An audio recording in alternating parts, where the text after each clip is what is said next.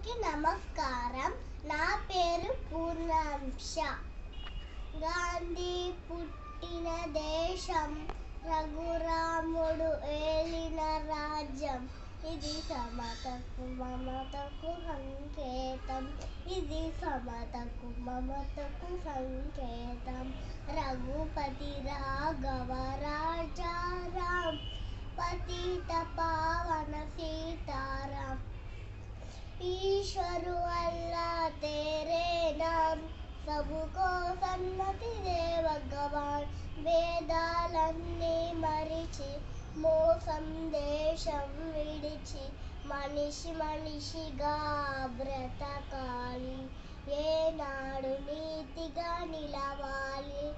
బాబూ, ఈ కమ్మని వరమే మాకివ్వు.